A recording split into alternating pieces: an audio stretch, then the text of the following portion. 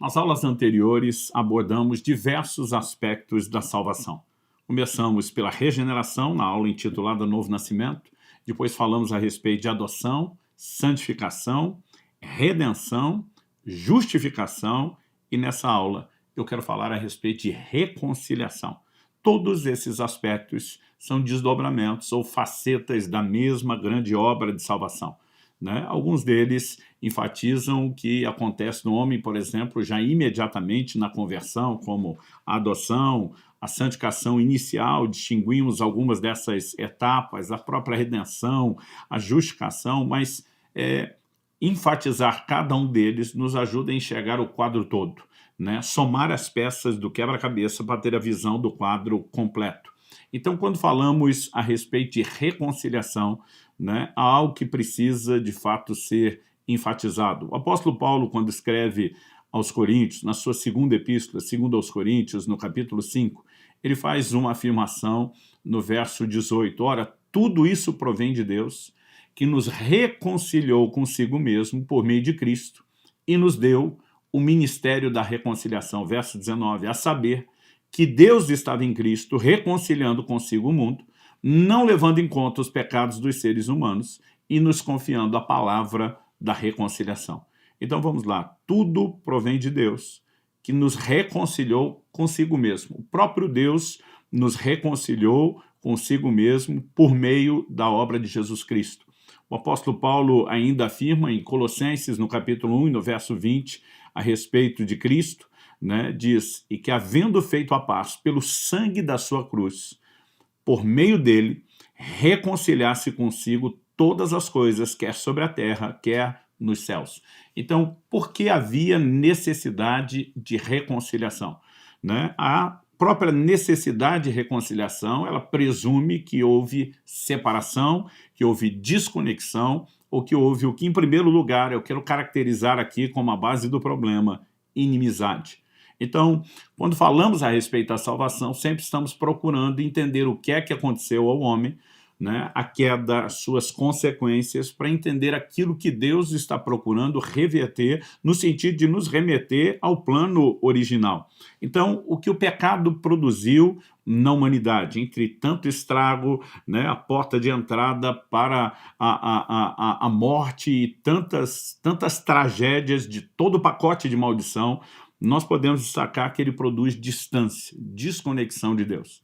Isaías, no capítulo 59, nos versos 1 e 2, afirma: eis que a mão do Senhor não está encolhida para que não possa salvar, e o seu ouvido não está surdo para não poder ouvir. Mas as iniquidades de vocês fazem separação entre vocês e o seu Deus. E os pecados que vocês cometem o levam a esconder o seu rosto de vocês para não ouvir os seus pedidos. Embora Isaías está dirigindo uma palavra especificamente às pessoas dos seus dias, seus contemporâneos, ele não está falando que o pecado tinha que ser feito exclusivo só para aquela geração. Portanto, desde o início, as iniquidades dos homens fazem separação, né, entre nós, a humanidade, e o nosso Deus. E quando a gente fala de separação, a gente precisa, de fato, entender esse conceito bíblico. Por exemplo, a advertência que foi dada lá desde o Éden, quando Deus estabeleceu o homem e disse, olha, vocês podem comer de toda a árvore do jardim, né? Ele afirma isso em Gênesis, no capítulo 2, versos 16 e 17. E o Senhor Deus ordenou ao homem, de toda a árvore do jardim você pode comer livremente, mas da árvore do conhecimento do bem e do mal você não deve comer, porque no dia em que dela comer, você certamente morrerá. E nós sabemos, né, a palavra de Deus vai reconhecer lá na frente isso. Em Romanos, no capítulo 6, no verso 23, nós lemos, porque o salário do pecado é a morte, mas o dom gratuito de Deus é a vida eterna em Cristo Jesus, nosso Senhor. Então, Cristo vem promover a vida como contraponto da morte que entra por meio do pecado. Agora, a pergunta é, quando Deus diz, no dia em que dela comer, você certamente morrerá, Deus estava falando de morte física? Certamente que não. Por quê? Mais adiante, nós vamos ler no livro de Gênesis, né, no capítulo 5, por exemplo, a Bíblia começa a apresentar a genealogia a partir de Adão, de todas as pessoas que foram geradas, e no verso 5, a Bíblia diz assim, Gênesis 5:5, todos os dias da vida de Adão foram 930 anos e morreu. Adão está entre as pessoas que mais viveram no registro bíblico, né? Alguns anos atrás, de Matusalém, que é o detentor do recorde do homem que viveu mais tempo, mas ele viveu quase 1 milênio. Então, quando Deus diz, no dia em que você comer, certamente você vai morrer, Deus não estava falando da morte física, embora a morte física também esteja no combo, no pacote das consequências do pecado, né? E a forma como isso afetou a humanidade. O que eu e você precisamos entender é que na Bíblia o conceito de morte é de separação e não de fim de existência, né? Esse entendimento, ele se repete. Então, por exemplo, quando a Bíblia fala a respeito de morte física, ela não está falando do fim da nossa existência, apesar da limitação, né, de qualquer contato com a pessoa que partiu, que ela não vai ter mais contato com ninguém aqui. Isso não significa o fim da existência dela, né? É o fim da permanência dela nessa terra, no relacionamento com as pessoas, mas não de existência. Segundo aos Coríntios, no capítulo 5, no verso 1, o apóstolo Paulo diz, pois sabemos que, se a nossa casa terrestre desse tabernáculo se desfizer, temos da parte de Deus um edifício, uma casa não feita por mãos humanas, eterna nos céus. Então, o apóstolo Paulo vai falar a respeito dessa casa terrestre se desfazer, e quando isso acontecer, seremos recebidos numa outra casa. Logo, existe continuidade e não fim de existência, mas existe desconexão no nível natural. Quando a Bíblia fala de morte espiritual, ela está falando da separação, da desconexão de Deus. E lá no Apocalipse, quando a Bíblia fala da segunda morte, ou que nós chamamos de morte eterna, não apenas se refere à separação de Deus, mas à separação permanente no estado irreversível. Porque o homem hoje, na condição de iniquidade, distante de Deus, um ímpio, que precisa de salvação, espiritualmente falando, ele está morto. Não é que o seu espírito não existe, mas está separado de Deus, alheio, né, à vida de Deus, como Paulo escreveu aos Efésios, lá no capítulo 4, a partir do verso 17. Mas esse homem pode ter essa situação mudada hoje por meio do arrependimento, da fé em Jesus. Quando o destino eterno for selado, então, esse quadro, para aqueles que não se arrependeram, a Bíblia nos mostra será irreversível. Em todas essas dimensões de morte natural, espiritual, a morte eterna, que é a morte espiritual irreversível, a ideia sempre é de separação. Mas quando a Bíblia fala de separação, ela não dá a ideia apenas de distância, de desconexão. Aliás, a primeira pergunta que Deus faz a Adão no jardim, né, não foi o que é que você fez. A pergunta de Deus é onde você está. Naquele momento, o homem teme a Deus, ele foge de Deus, ele se esconde de Deus, porque, evidentemente, houve uma ruptura no plano espiritual. Então, o problema gerado é classificado nas Escrituras como inimizade. E há um texto que define bem o cerne do problema, que é o primeiro aspecto que nós estamos enfatizando, que é Romanos capítulo 5, eu quero ler dos versos 6 até o 11. O texto diz assim, porque Cristo, quando nós ainda éramos fracos, morreu a seu tempo pelos ímpios. Dificilmente alguém morreria por um justo, embora por uma pessoa boa, alguém talvez tenha coragem de morrer. Mas Deus prova o seu próprio amor para conosco, pelo fato de Cristo ter morrido por nós, quando ainda éramos pecadores.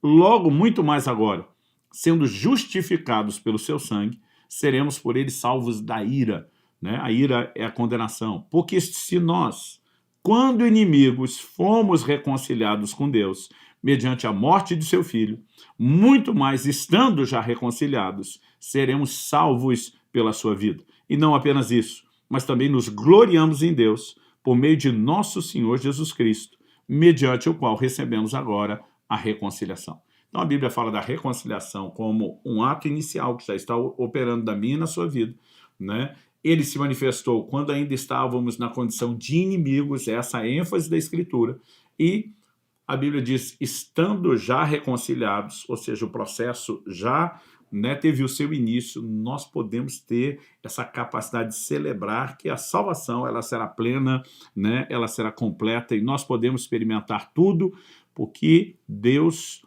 tem manifestado e, portanto, nós, os que nos arrependemos e cremos, temos recebido a reconciliação. Ela veio tratar com o cerne de um problema chamado inimizade. Mas quando falo de tratar, eu quero, em segundo lugar, questionar o que Cristo veio fazer. É lógico que uma resposta, né, óbvia, direta, seria bom. Ele veio solucionar o problema, né? Mas a pergunta é como exatamente essa solução ela veio, né, da parte de Deus ou ela foi oferecida em Jesus. esse questionamento também é importante para que a gente entenda a reconciliação.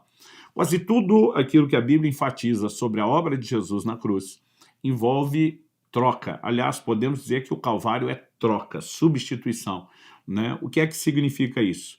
E segundo aos Coríntios, por exemplo, no capítulo 5 e no verso 21, a Bíblia diz: aquele que não conheceu o pecado, uma referência a Jesus, Deus o fez pecado por nós, para que nele fôssemos feitos a justiça de Deus. Qual é a troca? Ele era justo, nós pecadores.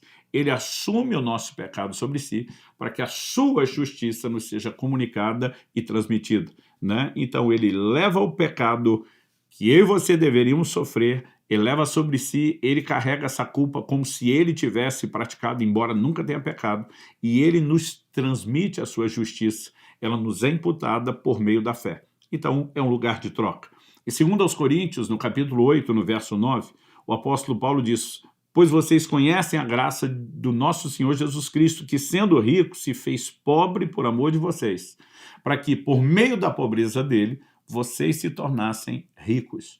Então, obviamente, embora Jesus viveu uma vida de simplicidade, ausência de posses terrenas, o texto não fala mera e simplesmente de pobreza material. Está falando de como ele, subsistindo na forma de Deus, baixa, né, gigantescamente, abismalmente aí o padrão e se nivela como homem. E a Bíblia diz, ele se fez pobre, porque assumiria também a nossa condição, não apenas de humanidade, mas de pecadores. Para quê? Para que nós recebêssemos a obra da salvação e tudo aquilo que nos reconecta com Deus.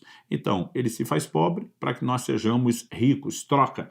Gálatas capítulo 3, verso 3, diz: Cristo nos resgatou da maldição da lei, fazendo-se ele próprio maldição em nosso lugar, porque está escrito: maldito todo aquele que for pendurado no madeiro. O verso seguinte, o 14, vai dizer: para que a bênção de Abraão chegasse até mim, chegasse até você. Então a ideia dele assumir a nossa maldição é para que a sua bênção prometida, que se manifestaria através de Abraão e da sua linhagem, nos alcançasse. Então, mais uma vez, a ideia de troca. Por que estou dizendo isso? Nós estávamos na condição de inimizade contra Deus, como inimigos. Jesus assume esse lugar. Quando a Bíblia diz que verdadeiramente ele levou sobre si as nossas iniquidades. Se nós nos tornamos inimigos de Deus, separados de Deus por causa das iniquidades, e elas caíram sobre Jesus, Jesus se torna como um substituto, naquele momento, alguém inimigo, separado, desconectado do próprio Pai. Talvez isso nos ajude a entender o juízo da cruz, onde Jesus cita uma frase de uma profecia messiânica do Salmo 22:1. A Bíblia diz assim, Mateus 27:46, por volta de 3 horas da tarde, Jesus clamou em alta voz, dizendo, isso é um brado da cruz, Eli, Eli, lema sabachthani. Isso quer dizer, Deus, meu, por que me desamparaste? Né? Eu acredito que foi Billy Graham, o grande evangelista, que disse que nesse momento, né, Deus teria virado as costas para o Senhor Jesus. Não apenas no sentido de não posso contemplar isso, né, mas pela identificação. Nesse momento, Jesus está sofrendo o que eu e você deveríamos sofrer como inimigos, justamente para que a reconciliação pudesse nos ser oferecida e provida. E aqui eu quero ler mais uma vez, 2 Coríntios, capítulo 5, versos 18 e 19, que lemos no início. Ora, tudo isso provém de Deus, que nos reconciliou consigo mesmo por meio de Cristo. Ou seja, não existe reconciliação que possa ser anunciada a não ser por meio dessa troca, a não ser por meio dessa substituição realizada por Jesus na cruz. Agora, não apenas nos reconciliou por meio de Cristo, mas a Bíblia diz, e nos deu o ministério da reconciliação, a saber, Deus estava em Cristo reconciliando consigo o mundo, não levando em conta os pecados dos seres humanos e nos confiando a palavra da reconciliação. Né? Essa expressão, não levando em conta os pecados dos seres humanos, ela não aparece apenas aqui. O apóstolo Paulo, por exemplo, quando está pregando em Atenas, né, em Atos, no capítulo 17, nós vemos que ele faz a mesma declaração. Ele diz assim no verso 30 de Atos 17, Deus não levou em conta os tempos da ignorância, mas agora ele ordena a todas as pessoas, em todos os lugares, que se arrependam. Né? Então, quando a Bíblia diz Deus não levou em conta, não está dizendo que não era pecado, porque a mensagem é, ele manda que agora se arrependa. Só faz sentido se arrepender se aquilo que aconteceu foi pecado. Mas a Bíblia diz que ele não levou em conta os tempos da ignorância. Então, os homens, durante muito tempo, estiveram desconectados de Deus por causa da ignorância, e nessa hora a Bíblia estava dizendo, ele não levou em conta os pecados dos seres humanos, a não ser o fato de que eles necessitavam da manifestação de misericórdia. Agora, se a misericórdia, obviamente, não for aceita, não for abraçada, a ira da qual deveríamos escapar, ser livres, então, infelizmente, ela vai se manifestar. Né? É quando a gente entende a reconciliação, que é baseada justamente na mudança de inimizade para a amizade com Deus, que vai fazer sentido da declaração de Romanos capítulo 5, verso 1, que diz, justificados, pois, mediante a fé, temos paz com Deus por meio do nosso Senhor Jesus Cristo. O que é a expressão paz com Deus? Não quer dizer que Deus estava brigado com a gente, no sentido, né, que muitas vezes nós imaginamos falta de paz, mas era justamente a desconexão. Aliás, citei anteriormente Colossenses capítulo 1, verso 20, que diz que Jesus, havendo feito a paz pelo sangue da sua cruz. Então, essa é a reconciliação. Agora, qual a ideia da reconciliação? Não é apenas remover o estado de inimizade para nos colocar no lugar de neutralidade. Quando observamos lá no início Deus criando o homem, qual era a ideia? Deus queria ter comunhão, relacionamento com o homem. Aliás, eu costumo brincar que Deus não respeitou nem a lua de mel do primeiro casal. Todo dia Deus ia visitar, né, o casal. E com isso, para mim, ele estava dizendo o quê? Eu quero ser parte da vida de vocês. Eu quero comungar com vocês. Eu quero ter comunhão, relacionamento. Aliás, eu mencionei antes que quando Adão pecou, o comentário de Deus não foi algo do gênero, o que é que você fez? A pergunta de Deus é aonde você está. Em outras palavras, eu entendo que Deus não está questionando o que é que você fez, cara, mas ele está dizendo para onde o que você fez te levou, para longe de mim. O que eu e você precisamos presumir é que o plano de Deus não era só remover a culpa do pecado que nos levaria à condenação eterna, mas não restaurar a amizade. A ideia de remover a inimizade é justamente para que a amizade seja restaurada. E ao longo da Escritura, nós vamos perceber isso. No entanto, precisamos ser cuidadosos, porque nós estamos constantemente debaixo de ataque, né, de fogo cerrado do inimigo tentando nos desviar. Paulo, escrevendo em 2 Timóteo 3, ele fala de pessoas que se tornaram mais amigos dos prazeres do que amigos de Deus. Então, essa amizade que foi restaurada, instituída depois da remoção da inimizade, ela deve ser construída, edificada, crescer, mas ela também pode sofrer retrocessos. Aliás, Tiago, capítulo 4, verso 4, diz, gente infiel. Essa palavra aqui traduzida gente infiel, ou infiéis em algumas traduções, no grego é moichos, que significa adúlteros. Aliás, por isso algumas das traduções clássicas diz adúlteros e adúlteras. Ele diz, vocês não sabem que a amizade do mundo é inimizade contra Deus? Aquele, pois, que quiser ser amigo do mundo se torna inimigo de Deus. Ou seja, o que eu e você precisamos entender, né, é que a declaração de que muitas coisas relacionadas ao mundo, ao pecado, à impureza, nos remetem ao lugar de inimizade. Em Romanos, no capítulo 8, no verso 7, o apóstolo Paulo diz, né, com toda a clareza, a inclinação da carne é inimizade contra Deus, porque não está sujeita à lei de Deus e nem mesmo pode estar. Então, o que eu e você precisamos, de fato, compreender é que a reconciliação não é algo que diz, bom, então está tudo feito, eu deixei de ser inimigo. Não, há uma amizade a ser cultivada, que deve ser desenvolvida e que pode sofrer retrocesso se não vigiarmos. Então, precisamos entender o que é que Jesus veio oferecer. É mais do que perdão, é o estabelecimento de um novo nível de relacionamento. Aliás, quando falo de um novo nível de relacionamento, isso precisa despertar em mim e em você a ideia de um acesso irrestrito que passamos a ter a Deus. Eu vejo muitas pessoas que na hora de orar aparece uma espécie de um mendigo estendendo o chapéu para Deus para ver se recebe uma moedinha, uma esmola, né? E quando eu e você entendemos a remoção da inimizade, o estabelecimento da amizade, da aproximação, qual o tipo de sentimento, de entendimento que isso deve gerar em mim e você. Em Hebreus, no capítulo 10, dos versos 19 a 22, a Bíblia diz, portanto, meus irmãos, tendo ousadia para entrar no santuário pelo sangue de Jesus, pelo novo e vivo caminho que ele nos abriu por meio do véu, isto é, pela sua carne, e tendo um grande sacerdote sobre a casa de Deus, aproximemo-nos com o coração sincero, em plena certeza de fé, tendo o coração purificado de má consciência e o corpo lavado com água pura. O autor de Hebreus está fazendo um paralelo do tabernáculo, né? E ele vai falar sobre entrar no santuário, assim como os sacerdotes podiam entrar por causa do sangue do animal que era sacrificado. A Bíblia está dizendo que eu e você temos ousadia para entrar pelo sangue de Jesus. Ou seja, não precisamos estender um chapéu pedindo uma esmola, nós precisamos compreender que a reconexão que nos foi proporcionada pelo sangue de Jesus é algo que eu e você podemos usufruir, estabelecendo amizade, mantendo e desenvolvendo relacionamento, cultivando a comunhão, por meio da santificação, jamais comprometendo a amizade e sabendo que a base da reconciliação,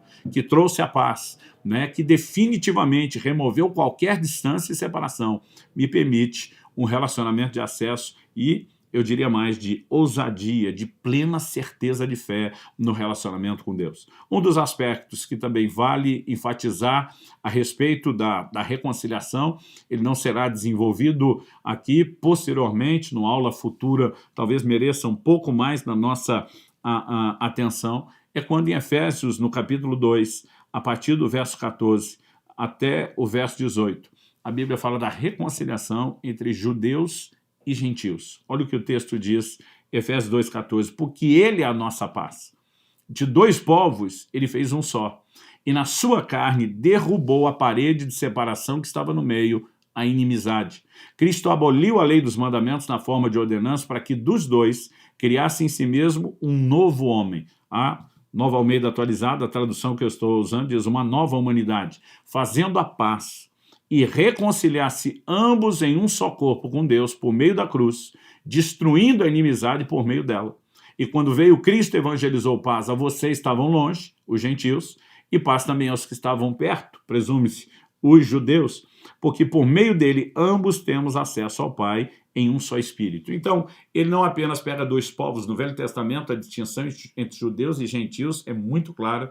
O gentio, para abraçar a fé, tinha que, por meio do rito da circuncisão, se tornar um prosélito, um convertido ao judaísmo. Era a maneira como ele iria expressar a fé para ter comunhão, acesso com Deus. A Bíblia está dizendo que Jesus veio resolver o problema dos dois grupos. Aliás, o Novo Testamento nos mostra que a salvação inicialmente é oferecida aos judeus. Jesus enfatiza isso várias vezes. Eu vim primeiro atrás das ovelhas perdidas da casa de Israel, quando ele manda os seus apóstolos pregar e diz, ide primeiro as ovelhas perdidas da casa de Israel. Paulo explica isso aos romanos, dizendo que Deus não faz acepção de pessoas, mas que é uma ordem, que a salvação é primeiro do judeu, depois dos gentios. Jesus explica isso para a mulher samaritana lá em Sicar, João capítulo 4, ele diz, a salvação vem dos judeus. Então, emanou deles, transbordou primeiro para eles, obviamente, na sequência, Deus não fez acepção de pessoas no sentido de valor, mas de ordem, ela alcançaria os gentios, mas a Bíblia está dizendo que não apenas cada um dos grupos seria reconectado com Deus, mas que haveria uma reconexão entre eles. Tanto que antigamente o judeu não podia se misturar com o gentio. E a experiência de Pedro em Atos capítulo 10 nos mostra Deus removendo essa barreira, né? Situações como a que Paulo aborda em Gálatas 2, né? De um distanciamento desnecessário que alguns judeus praticaram lá na igreja de Antioquia, na Síria, né? Era justamente pela falta de entendimento dessa reconciliação. Então, a reconciliação é abrangente e ela nos remete em outra direção. Ela não apenas promove reconciliação vertical do homem com Deus, mas ela também promove a reconciliação horizontal dos homens entre si. Com isso, eu quero terminar falando a respeito do ministério da reconciliação, porque nós não podemos simplesmente apenas deduzir que aquilo que Jesus, né, veio fazer por mim e para você se limita a nós no sentido de que a gente seja beneficiado por isso, de que a gente receba de uma maneira, eu diria até egoísta, desfrute e a gente diga acabou. A pergunta é, o que a reconciliação deveria produzir em mim e você? Além da remoção da inimizade, da aproximação de Deus, do cultivo da amizade, ela não apenas nos toca enquanto indivíduos para que a gente desfrute melhor de Deus, ela gera o que o apóstolo Paulo chamou, e lemos inicialmente, de um ministério da reconciliação. Ou seja, Deus não apenas nos reconciliou, mas a palavra de Deus claramente diz que por meio de Cristo, além de Deus nos reconciliar consigo mesmo, ele nos deu um ministério da reconciliação, segundo aos Coríntios 5,18. Né? Qual é o ministério? No verso 19, o apóstolo Paulo diz, nos confiando a palavra da reconciliação. Isso faz de nós o quê? Mensageiros. Deus nos confiou uma palavra que deve ser pregada. Verso 20 diz, 2 Coríntios 5, 20, portanto, somos embaixadores em nome de Cristo, como se Deus exortasse por meio de nós. Em nome de Cristo, pois, pedimos que vocês se reconciliem com Deus. Então, a parte prática não é apenas a minha própria reconciliação com Deus, mas é um recrutamento para que agora eu seja parte de um exército de mensageiros que vai proclamar a mensagem. Nós não podemos falar da salvação que Cristo nos ofereceu e simplesmente ignorar a responsabilidade que nós temos de transbordar isso aos outros. O apóstolo Paulo escreve a Timóteo e diz, fazendo isso, você salvará tanto a você mesmo como aqueles que te ouvem. Eu gosto de chamar isso de salvação transbordante. A gente nunca deve pensar só na nossa salvação, mas na salvação de outros. Porque o que Deus fez por nós, o que Deus fez por mim e por você, não pode parar na gente, precisa transbordar. Mas o ministério da reconciliação, ele não é apresentado na Bíblia apenas na perspectiva de nós enquanto mensageiros, pregadores, proclamadores do Evangelho, tentando reconectar os homens com o próprio Deus. Existe um outro aspecto que diz respeito a promover reconciliação entre os próprios homens. Em Mateus, no capítulo 5, no verso 9, Jesus diz, bem-aventurados os pacificadores, porque eles serão chamados filhos de Deus. A carta de Paulo a Filemon é uma promoção da reconciliação entre Filemon e Onésimo, que era um ex-escravo, fugido, foragido, e que agora Paulo está dizendo, eu peço que você o receba não mais como escravo, mas como irmão, né? E Paulo faz de tudo para promover uma reconexão entre ambos, não apenas baseado no formato antigo de relacionamento de senhor e servo, mas agora na perspectiva de irmãos em Cristo. Quando eu olho para as Escrituras, eu percebo a importância de um entendimento correto de uma mensagem, por exemplo, como a do perdão, que o Senhor Jesus nos ensinou. Nós precisamos entender que a mensagem relacionada com o perdão, ela não é mera e simplesmente comportamental, né? Em Mateus, no capítulo 18, por exemplo, nós temos a parábola do credor incompassivo, né? Foi perdoado pelo seu senhor de uma dívida que era impagável, imperdoável. Mas depois ele encontra um conservo que, proporcionalmente falando, lhe devia muito pouco, ele diz, não, eu não vou te perdoar. A palavra de Deus nos mostra que aquele senhor manda prender o primeiro, que estava perdoado da dívida, dizendo, é assim que você vai tratar o seu conservo, o seu semelhante, eu também revogo o seu perdão, né? Quando a gente olha para o final da parábola, aplicação prática de Jesus no verso 35 é assim também o meu Pai que está no céu fará com vocês, se do íntimo não perdoarem cada um a seu irmão. O que é que Jesus está dizendo? Quem tinha uma dívida imperdoável diante de Deus era eu e você. Ele, por meio de Cristo, nos ofereceu a reconciliação. Um perdão gratuito, nos tira da inimizade, nos aproxima, nos reconecta com Ele. Agora, quando um irmão que tem uma dívida pequena conosco, a gente se recusa a oferecer a mesma misericórdia e compaixão que nos foi dada e não perdoamos, quando a gente se comporta dessa forma, nós estamos simplesmente contradizendo toda a declaração, né, da reconciliação da obra de Cristo. E o Senhor diz, é isso que você quer? É assim que você vai tratar os outros? Então, meu perdão sobre você também está sendo revogado. Ou seja, não é só quando a gente deixa de pregar reconciliação aos outros. Quando a gente desconecta e não quer reconciliar, nós estamos sempre afetando, né? Quando criamos desconexão horizontal, estamos sempre criando um problema de desconexão vertical com Deus, até dentro de casa e da família. O apóstolo Pedro diz lá na sua primeira epístola, no capítulo 3, no verso 7, maridos, tratem as esposas de vocês com honra, como vaso mais frágil, e diz para que não sejam impedidas as suas orações. Ele não está dizendo, olha, trate bem a sua esposa apenas para que você tenha uma qualidade melhor de vida debaixo do teto. Ele diz, não crie desconexão horizontal para não provocá-la na vertical. O entendimento dessas coisas deveria nos levar à compreensão de vamos usufruir da reconciliação com Deus e vamos promovê-la para com os homens, seja reconciliando outros com Deus ou preservando entre todos nós e entre as pessoas o que o apóstolo Paulo chama do vínculo da paz, né? Que haja sempre no nosso coração uma verdadeira guerra contra todo formato de inimizade, seja do homem com Deus, ou seja, dos homens entre si, o que vai inevitavelmente provocar inimizade também para com Deus. Que o Senhor nos ajude a compreender, desfrutar e promover desse aspecto extraordinário da salvação, a reconciliação.